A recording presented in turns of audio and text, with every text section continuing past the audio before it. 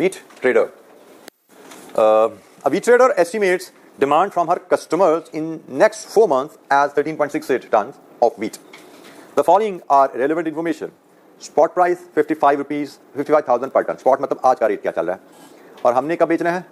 नहीं, trader demand from customers, हमने खरीदना है, कस्टमर से डिमांड आ रही है तो हमने कस्टमर को डिमांड पूरी करने के लिए खरीदनी है 13.68 टन.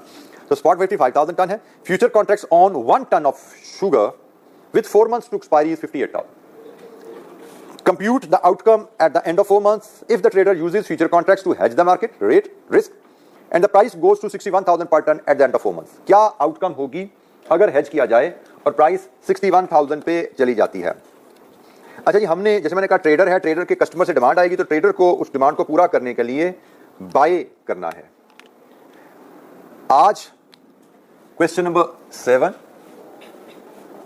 Bye commodity future,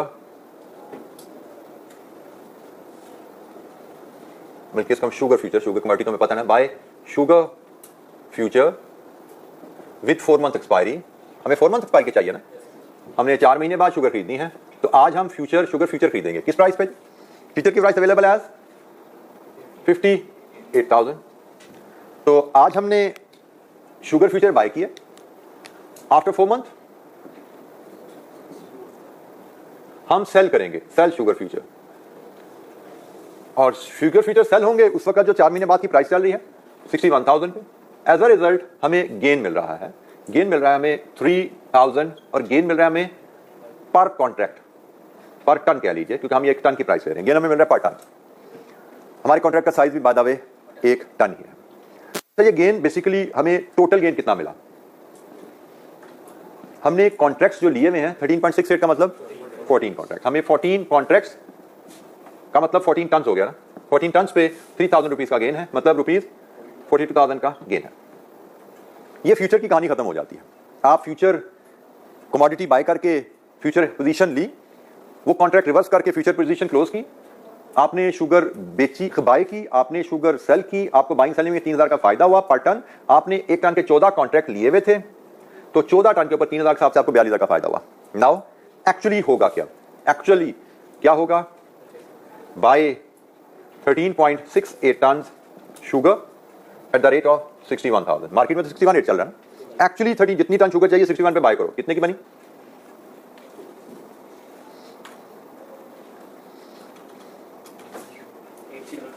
834480. इसमें से लेस कर दो gain on futures, on sugar futures. Sugar futures की ट्रेडिंग पे जो गेन हुआ वो लेस कर दो 42,000. तो ये आपकी नेट कॉस्ट बच गई. नेट कॉस्ट ऑफ 13.68 टन कितनी है जी? 792,480. ठीक है जी. और पर टन कितनी बनी यहां से निकाल के बताओ. 792,480 डिवाइड बाय 13.68 57930 पर ton, which is almost equal to 58,000 जिसका आपने फ्यूचर एग्रीमेंट किया था. आपने फ्यूचर एग्रीमेंट किया था मैं शुगर 58,000 की खरीदना चाहता हूं, लेकिन फ्यूचर एग्रीमेंट नॉन डिलीवरेबल होता है. फ्यूचर एग्रीमेंट के थ्रू आपको शुगर नहीं मिलती. फ्यूचर एग्रीमेंट करता क्या है? आपको ऐसा मैकेनिज्म दे देता है कि आपको 58,000 के करीब शुगर मिल जाती है. फ्यूचर एग्रीमेंट ने आपको 58,000 की शुगर नहीं देनी. फ्यूचर एग्रीमेंट ने आपको इतना मुनाफा दे दिया है कि मार्केट में से अगर आप महंगी शुगर खरीदोगे तो वो मुनाफा आपकी कीमत को एग्रीमेंट रेट के करीब ले जाता है. करेंसी फ्यूचर है, इंटरेस्ट रेट फ्यूचर है या कमोडिटी फ्यूचर है, मैकेनिज्म इज द सेम. तो यह है जनाब करेंसी फ्यूचर की आउटकम, कमोडिटी फ्यूचर की आउटकम. जी एनी क्वेश्चन? कोई सवाल? कमोडिटी फ्यूचर जी बेटा. सॉरी, कॉन्ट्रैक्ट साइज का क्वेश्चन में जिक्र नहीं है. अभी देख लेते हैं जी क्वेश्चन में जिक्र कहाँ नहीं है. अगर नहीं है तो डाल देते हैं, फिर क्या करें आप.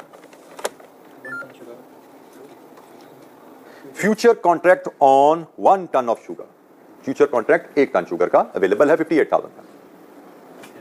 जी एनी क्वेश्चन?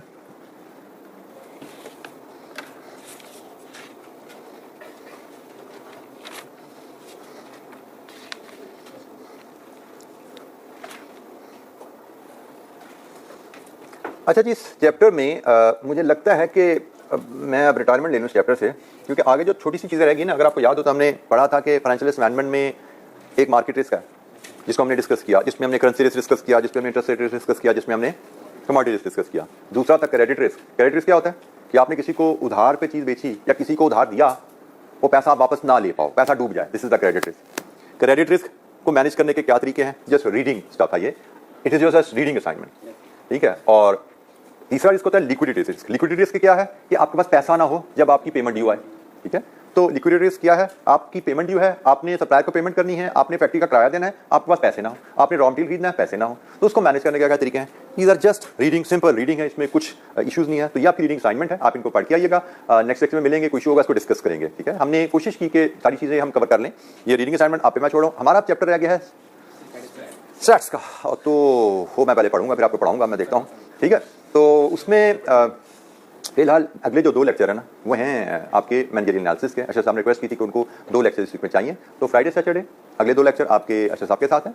तो मेरे साथ आपकी मुलाकात अब इंशाअल्लाह होगी मंडे को, और मंडे को इस चैप्टर से जो इशू होंगे उस पर बात करेंगे, स्टैट्स पे बात शुरू करेंगे, और लेट्स सी कितने दिन लगते हैं उसको, बट इन एनी केस हमारे नेक्स्ट वीक में ही इंशाअल्लाह 3-4 डेज में उसको वाइंड अप कर रहे होंगे इंशाअल्लाह। और इसके रेफरेंस से, फाइनेंशियल मैनेजमेंट के रेफरेंस से मैंने कह दिया, आई विल स्ट्रिक्टली एडवाइज कि आप इस चैप्टर को जितना हमने क्लास में डिस्कस किया नोट से रीड थ्रू कीजिए, इसी अंदाज में जो सवाल करे सारे सवाल कीजिए, कोई का सवाल रह गया वो भी कर लीजिए, एक दफ़ा 2 दफ़ा पढ़ लीजिए, कोशिश कीजिए आजकल में पढ़ लीजिए, चीज़ें फ्रेश हैं, आप उनको जल्दी रिकैप करके मेमोराइज कर पाओगे। ये इस चैप्टर की खूबी ये है कि शायद इनिशियली एब्जॉर्ब करने में आपको रिपीटेड रिविजन चाहिए, but once you absorb it, whatever is available in the book, इसका क्वेश्चन बड़ा आसान होने वाला है एग्जाम में। ये आसान तरीन क्वेश्चन में से क्वेश्चन होने वाला है, क्योंकि इसमें कोई वैरायटी एग्जामिनर नहीं डालेगा। उसको भी पता है कि बच्चों के लिए फारसी ज़बान है, तो फारसी में कोई मुश्किल चीज़ आपको देगा नहीं। फिलहाल जो ट्रेंड हमें यही बताता है कि सीधी सीधी आसान चीज़ें हैं, ठीक है। तो जितना हमने पढ़ा उसी में पढ़िएगा, और फिर जैसे मैंने कहा कि इंशाअल्लाह मिलेंगे दोबारा जब डिस्कशन के लिए प्रॉब्लम बेस, तो उसमें मैं इसकी थोड़ी सी दूसरी साइड भी, डिपॉजिट साइड पर भी आपको ओवरव्यू दे दूंगा। कोशिश करूंगा कि मैं असाइनमेंट डेवलप कर पाया तो उसकी असाइनमेंट बना के आपसे मैं शेयर कर दूं, ताकि डिपॉजिट साइड की भी आप क्वेश्चन असाइनमेंट के थ्रू इसी लेवल की एग्जाम्पल जिस तरह की हमने लोन की है, डिपॉजिट की मैं आपसे शेयर कर लूंगा कुछ ना कुछ बना के, ताकि आपकी वो साइड भी कवर हो जाए, ठीक है जी। तो आज के इतने, बाकी इंशाअल्लाह मंडे को मिलेंगे। अस्सलाम वालेकुम।